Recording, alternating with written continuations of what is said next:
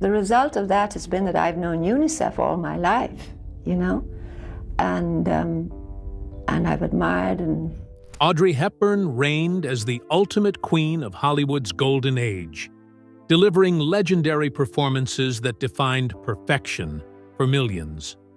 From her breakout in Roman Holiday to the iconic windows of Breakfast at Tiffany's, her career was a flawless run of success and style.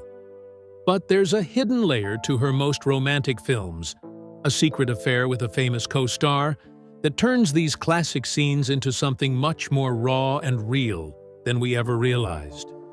When you learn who she was actually falling for behind the scenes, every scripted smile and fake tear suddenly feels like you're watching a private moment you weren't supposed to see. So, which legendary film was actually hiding a secret heartbreak? Join us as we uncover the affair that changed everything. From tulip bulbs to Tiffany's. Before she was the ultimate queen of Hollywood, Audrey Hepburn was a young girl living through a real-life thriller that no movie script could ever match. Born in Brussels in 1929, her early life was a far cry from the red carpets she would later walk. When she was just 6 years old, her father walked out on the family, a heartbreak that would shadow her for the rest of her life. But the true test of her spirit began when the Nazi occupation took hold of the Netherlands during World War II. Imagine the most elegant woman in history reduced to eating tulip bulbs just to survive. The hunger was so intense that it permanently affected her health. But Audrey wasn't just hiding. She was fighting back. While studying ballet at the Arnhem Conservatory, she used her talent for the resistance, giving secret dance performances to raise money for the Dutch underground. She even served as a courier, delivering dangerous messages and working as a volunteer nurse for wounded Allied soldiers. By the time the war ended, Audrey had already lived a lifetime of drama before her career even started. With the war finally over, Audrey didn't waste a single second. She moved to London to chase her dream of becoming a prima ballerina. But fate had other plans. In 1948, she made her debut as a chorus girl in the musical High Button Shoes. It wasn't the lead role, but it was the foot in the door she needed. She worked her way up through small stage parts and tiny, uncredited film roles, like in 1951's One Wild Oat. She was building her craft, bit by bit, until a chance encounter changed everything. While filming in France, she was spotted by the famous writer Colette, who took one look at her and knew she had found her Gigi. At just 22 years old, Audrey was whisked away to New York to star in the Broadway production. It was a massive hit. Audiences were obsessed with this new, lithe performer who seemed to radiate a kind of grace the world hadn't seen before. The buzz was so loud that Hollywood came calling almost immediately. And they weren't just looking for a supporting actress. They were looking for a star. In 1953, the world officially met the legend. Audrey starred in Roman Holiday, alongside Gregory Peck, playing a princess who runs away for a taste of freedom. The performance was so perfect that it earned her the Academy Award for Best Actress on her first major try. She followed that success with another win, this time on Broadway in the play Ondine. But it wasn't just her career that was heating up. It was her personal life, too.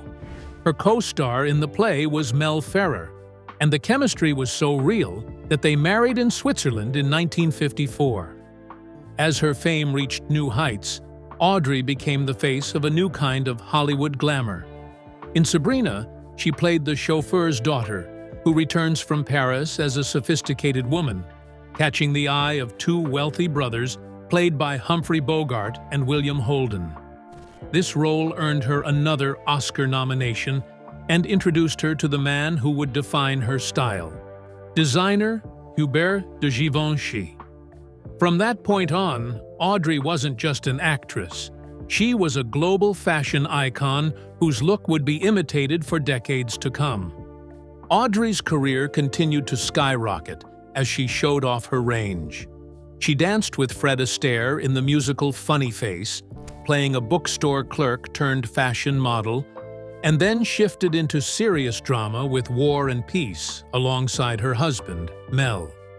She wasn't afraid to take on difficult roles, like her portrayal of Sister Luke in The Nun's Story, which many critics called her finest work.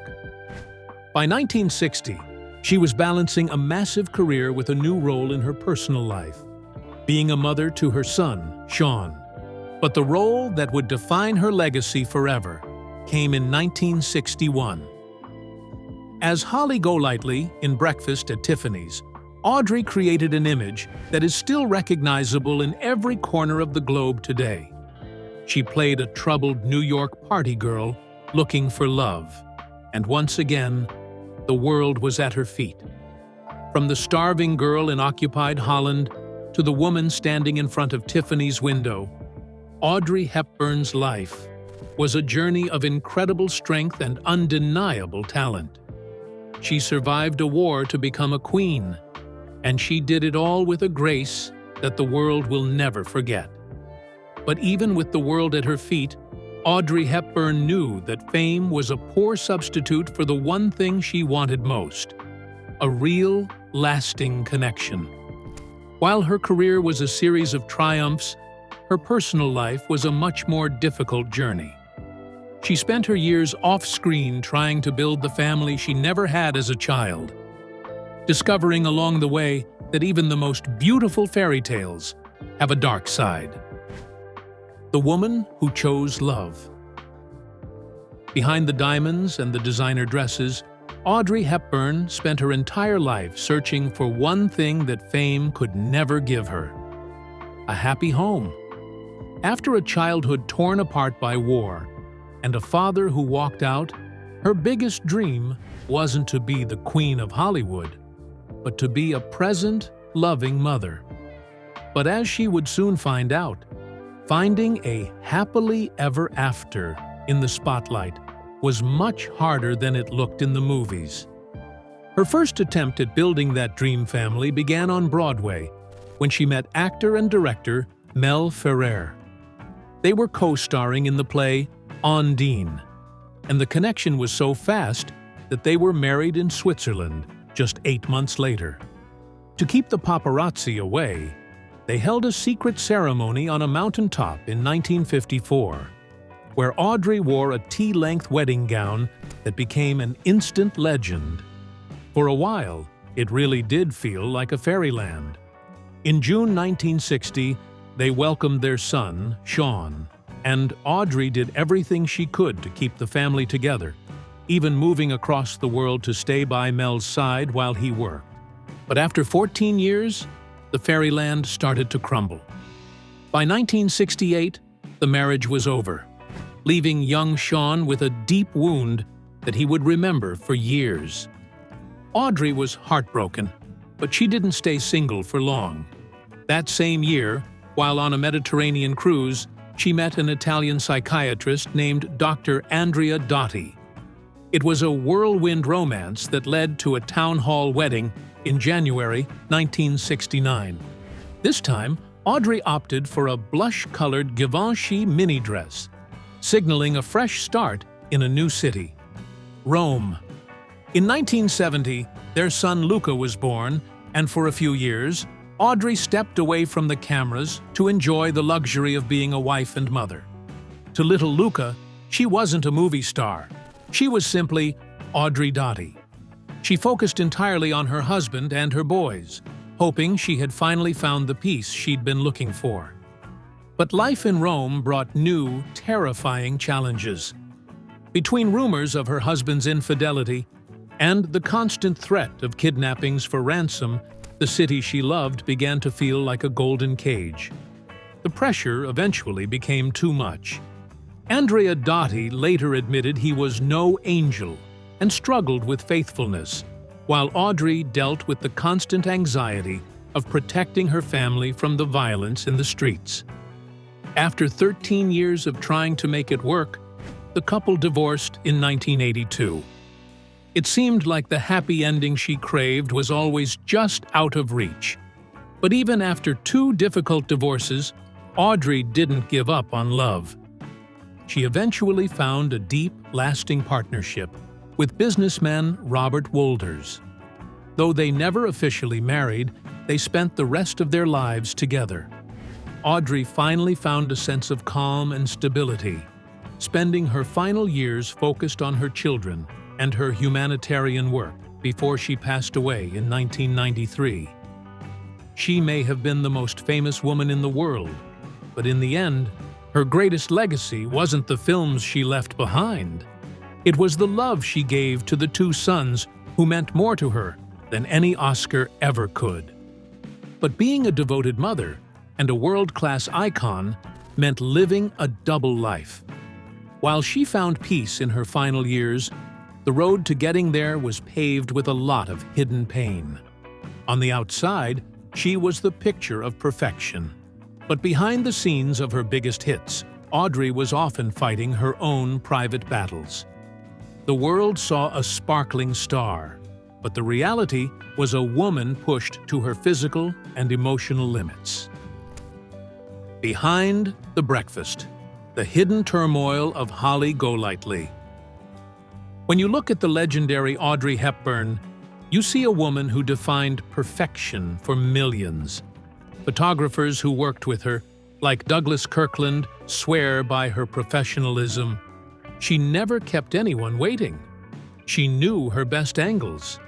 And she arrived on set with her hair and wardrobe done precisely. She was an introvert at heart, dreaming of quiet weekends alone in her apartment. But the second the camera rolled, she became the most winning personality in the room. In fact, she was so charming that she won the lead in Roman Holiday during a screen test where the cameras kept rolling after the director yelled, "Cut," capturing her raw, delightful personality off script. But behind that superb reputation, the demands of being a Hollywood queen often pushed Audrey to her absolute breaking point.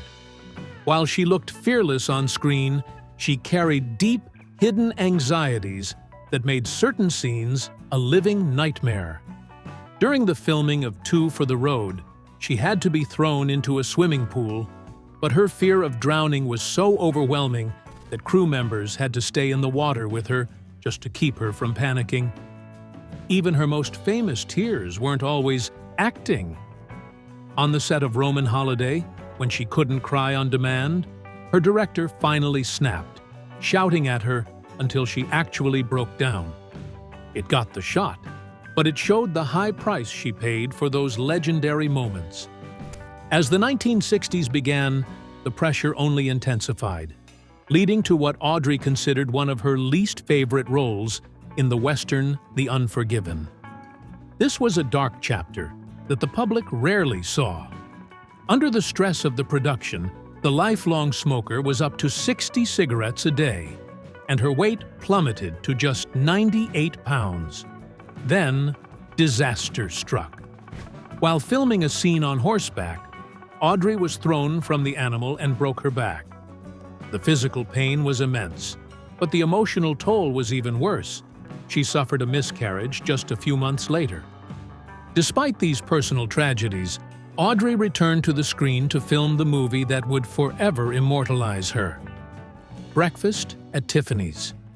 To the world, she was Holly Golightly, the ultimate symbol of elegance, grace, and class. Young women today still look at those iconic posters for fashion inspiration, seeing a woman who seemed to have it all. But while she was creating the most famous character of her career, the atmosphere behind the scenes was anything but glamorous. While Audrey was known as one of the easiest celebrities to work with, she reportedly couldn't stand her co-star, George Peppard. Although their on-screen chemistry as Holly and Paul convinced the world they were in love, Audrey found him pompous and difficult to be around. She wasn't the only one who felt the tension. Other cast members noticed that Hepburn had grown cold and conceited, and things got so bad that the director, Blake Edwards, almost got into a physical fight with him on the set. Knowing this, every scripted smile and romantic gaze in Breakfast at Tiffany's feels completely different. You're watching a woman who is navigating a toxic workspace, a painful recovery from a broken back, and the lingering grief of a lost child, all while maintaining the image of the world's most perfect star.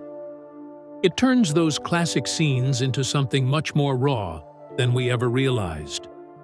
The film led her to become a global sensation, but it also proved that Audrey Hepburn's greatest performance wasn't just the lines she spoke. It was the incredible strength she showed when the world wasn't looking. But as strong as she was, even Audrey couldn't protect herself from the politics of the studio system. Just as she hit her peak, she found herself caught in the middle of a massive Hollywood feud that would cost her both her voice and her reputation. The broken promises of My Fair Lady. Just when Audrey Hepburn seemed to have the world at her feet, she walked right into the center of the biggest casting scandal in Hollywood history. It all started with the movie version of My Fair Lady. On Broadway, the show had been a massive hit starring Julie Andrews, and everyone, including Audrey herself, expected Julie to get the movie role. But the powerful studio boss, Jack Warner, had other plans. He didn't think Julie was a big enough name to sell tickets, so he passed her over and offered the part to Audrey. Audrey actually hesitated to take the role because she knew how much people loved Julie's performance. She later explained that she only accepted because she realized if she said no, the studio would just give it to another famous actress anyway. She figured she had as much right to the part as anyone else. But as soon as the news broke, the drama exploded. Critics were furious that Julie Andrews had been left out, and they were just waiting for a reason to tear Audrey's performance apart. They found their opening when a secret leaked from the set. Audrey wasn't actually doing her own singing. Despite training for months and being promised by the studio that her own voice would be used, almost all of her songs were being dubbed by a professional singer named Marni Nixon. Audrey had already proven she could carry a tune when she sang Moon River in Breakfast at Tiffany's, and she worked incredibly hard to prepare for the musical numbers in My Fair Lady. The heartbreaking truth was that the studio never had any intention of using Audrey's voice. The musical director later revealed that they just strung her along to get her to sign the contract. While her co-star Rex Harrison was allowed to talk-sing his way through his songs, the studio demanded perfection for Audrey's character, Eliza Doolittle. She had done the work, but behind the scenes, the moguls were making sure her real voice would never be heard by the audience. The fallout from this controversy was swift and brutal. In 1964, both My Fair Lady and Julie Andrews' new movie, Mary Poppins, were released at the same time. The Hollywood community seemed to use the Oscars as a way to punish Audrey for the casting drama. While My Fair Lady won several awards, Audrey wasn't even nominated for Best Actress. Instead, the trophy went to Julie Andrews. It was a clear message from the industry, and it left Audrey as the collateral damage in a war between studio bosses. Even decades later, the shadow of My Fair Lady still follows Audrey's legacy. Some modern stars and writers still point to the film as a missed opportunity or a flawed version of the story because of the dubbing scandal. It's a reminder that even for a star as bright as Audrey Hepburn, the perfect Hollywood experience was often built on secrets and broken promises. Behind every beautiful song in that film was a woman who had worked for a moment she was never actually allowed to have. But the drama with the studio was nothing compared to the chaos that happened when Audrey's past came back to haunt her. 10 years after she first became a star, she was forced to face the man who had broken her heart, leading to a production that was less of a movie and more of a total disaster. The Holden Hepburn disaster. 10 years after the world fell in love with them in Sabrina, Paramount decided to get the band back together. They reunited Audrey Hepburn and William Holden for a movie called Paris When It Sizzles, hoping to strike gold twice. The plot was a colorful, trippy story about a scriptwriter and his assistant falling in love while imagining themselves in various movie scenes. But as the cameras started rolling in the City of Light, it became clear that the real sizzling wasn't happening in the script. It was happening in the chaotic, alcohol-fueled drama behind the scenes. The biggest problem was William Holden. His battle with the bottle was no secret in Hollywood, but during this shoot, he completely spiraled. His director, Richard Quine, was horrified to see his leading man acting like a punch-drunk fighter, listing to the side and barely aware of how intoxicated he was. It got so bizarre that Holden would show up to work in the mornings with his pet, a tiny African primate called a bush baby, perched right on his shoulder. The director even had to rent the house next door to Holden just to keep a 24-hour watch on him, but nothing seemed to work. The truth was, Holden's drinking was being fueled by a ghost from his past, Audrey herself. He had fallen desperately in love with her 10 years earlier, and seeing her again was more than he could take. Before he even landed in Paris, Holden confessed he felt like a condemned man walking the last mile. He knew he had to face the woman he still loved, a woman who was now married to someone else, while also facing his own demons. The pressure was so intense that he simply didn't think he could handle it. The production became such a mess that Holden was eventually sent away for a week of emergency rehab. While he was gone, the producers scrambled to save the movie by bringing in massive stars for quick cameos. They recruited Tony Curtis, Mel Ferrer, and the legendary diva Marlene Dietrich. In a classic Hollywood moment, Dietrich agreed to film a half-day scene where she picks out a fur coat, but then she refused to leave without the white ermine coat and the limousine. The producer, white-faced and defeated, just let her have both. Even the perfect Audrey Hepburn had her own diva moments during this troubled shoot. After seeing some footage she thought made her look unflattering, she demanded that the cinematographer be fired. This was a huge scandal because the man was a Renoir, basically royalty in France, and the local unions threatened to go on strike over it. She also insisted on having dressing room number 55 because she believed it was her lucky charm, and she even made sure her favorite designer, Givenchy, got special credit not just for her clothes, but also for her perfume. In a final stroke of bad luck, Holden returned from a weekend break with his arm in a splint after crashing a brand-new Ferrari into a wall. The movie was finished in a rush, and when it finally hit theaters, the critics absolutely hated it. The magic of the Holden-Hepburn pairing had fizzled out under the weight of all that behind-the-scenes chaos. While the film eventually became a guilty pleasure for fans, it remains a haunting record of a time when Hollywood's most elegant stars were actually struggling just to make it to the end of the day. But that struggle wasn't new. It was just the final act of a drama that had started a decade earlier. Long before they were crashing Ferraris in Paris, Audrey and Holden were at the center of a secret, high-stakes passion that nearly destroyed their careers. It was a beautiful dream that turned into a nightmare, one that was fueled by a devastating secret and a very angry Humphrey Bogart. A Fairy Tale on Fire, the tragic affair of Hepburn and Holden.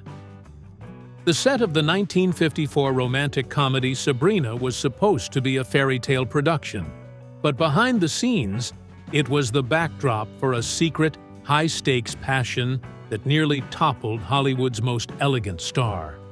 While audiences watched a classic love triangle unfold on screen, the real drama was happening in dressing rooms, during secluded picnics, and over private dinners.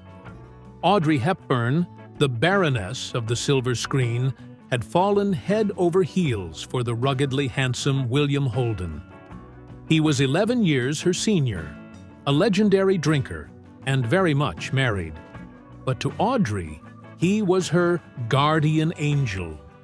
She was prepared to throw away her squeaky clean image and be branded a homewrecker if it meant they could be together. This wasn't just a casual fling, it was an all-consuming fire that threatened to burn down their careers. Holden was so captivated by Audrey that he actually agreed to leave his wife and children to marry her. Audrey, in turn, was ready to walk away from her skyrocketing fame to become a full-time mother. She told him she wanted 3, maybe 4 children and would happily retire from the screen to raise them. But just as they were ready to risk everything for a future together, the dream hit a brutal dead end. During a quiet moment, Holden made a devastating confession. Years earlier, he had undergone a vasectomy. In an instant, the woman who looked like a bewildered child realized the one thing she craved most, children of her own, was the one thing Holden could never give her. She ended the affair on the spot, leaving both of them haunted for the rest of their lives. The tension from their secret heartbreak turned the Sabrina set into an absolute battlefield. Their co-star, the legendary Humphrey Bogart, absolutely disliked the pair. He dismissed Holden as a mere matinee idol and ridiculed Audrey's English accent, snapping that her acting was fine if you like to do 36 takes. Bogart would invite the entire cast and crew to his dressing room for drinks, except for Audrey and Holden, whom he openly called BS. The air was so thick with resentment that Audrey once blew smoke in Bogart's face during a close-up, and he responded by spitting his words so aggressively that saliva sprayed across her face. Holden and Bogart even had to be pulled apart by the crew during a physical brawl after Bogart accused Holden of being drunk on set. When the film wrapped, a desperate Audrey married actor Mel Ferrer on the rebound, sending a heartbroken Holden on a world-class drinking spree that spanned the globe. But the ghost of their romance wouldn't stay buried, and Audrey's desire for a family became an obsession that led her into years of personal turmoil. She suffered a stillbirth and a devastating miscarriage after falling from a horse, events that plunged her into deep depression. Even after she finally had her first son, Sean, in 1960, her marriage to Ferrer was falling apart due to his frequent infidelities. In an act of revenge, she had an affair with screenwriter Robert Anderson while filming The Nun's Story. Yet, no matter how many people entered her life, it was the memory of Holden that smoldered. Holden himself refused to move on, hatching a perverse plan to make Audrey jealous by having public affairs with women in every country he visited. When he finally confessed his sexploits to her, she simply sighed, "Oh, Bill," as if he were nothing more than a naughty boy. In 1961, the two stars were forced to confront their past when they were reunited on screen for Paris When It Sizzles. Holden was terrified, admitting, "I realized that I had to face Audrey, and I had to deal with my drinking. I didn't think I could handle either situation." He failed dismally. There were days when Holden was so intoxicated that filming had to shut down completely. However, their romantic scenes reignited his old passion. One night, in a moment of pure Hollywood madness, he climbed a tree leading to her dressing room window and kissed her when she leaned out to see what the noise was. "Bill, stop that!" she exclaimed, sending him on yet another legendary bender. Audrey was still chasing her dream of a large family, even engaging in an affair with a Spanish prince that ended in another tragic miscarriage. After finally divorcing Ferrer, Audrey married aristocratic Italian psychiatrist Andrea Dotti just 6 weeks later. Within months, she was pregnant again, spending all 9 months on strict bed rest while hearing constant reports of her new husband's numerous affairs. She delivered her second son, Luca, in 1970 and chose to stay home to nurse him, turning down massive roles like the lead in Nicholas and Alexandra and the mother in The Exorcist. But as Dottie's infidelities became more intense and public, Audrey's mental health suffered. She eventually confided that the pain of her failing marriages and the loss of her perfect family life almost drove her to suicide. After a decade away from the spotlight, she returned to film Bloodline in 1979, where she sought solace in a brief fling with married co-star Ben Gazzara. But that love faded as soon as the cameras stopped rolling. The happily ever after Audrey Hepburn had searched for since that fateful day on the Sabrina set finally arrived in a different form. She found lasting love and stability with Dutch actor Robert Wolders, though she chose never to marry again. A reunion with William Holden was never meant to be. In a tragic end to a complicated life, Holden slipped drunkenly on a rug in 1981, hit his head, and bled to death alone. It was 4 days before anyone discovered his body. Audrey was reportedly stunned and heartbroken by the news. She was 63 at the time, the exact same age Holden was when he died. With her childbearing years behind her, Audrey channeled her overwhelming maternal passion into her work as a global ambassador for UNICEF. She traveled the world, caring for the world's most vulnerable children until her own death from cancer in 1993. Behind the iconic fashion and the scripted smiles was a woman who had been willing to sacrifice everything for a family, only to find that her greatest love was a man who couldn't give her the one thing she wanted. Their secret affair remains one of the most intense and tragic chapters in Hollywood history. A story of two people who were everything to each other, but whose timing was never quite right. Audrey may have been the queen of the golden age, but she lived with a hidden layer of heartbreak that made her every on-screen fake tear more real than we ever realized. What Audrey Hepburn movie is your favorite? Share your thoughts with us in the comments below. Don't forget to like, share, and subscribe. Also, click the next video shown on your screen. You will enjoy it.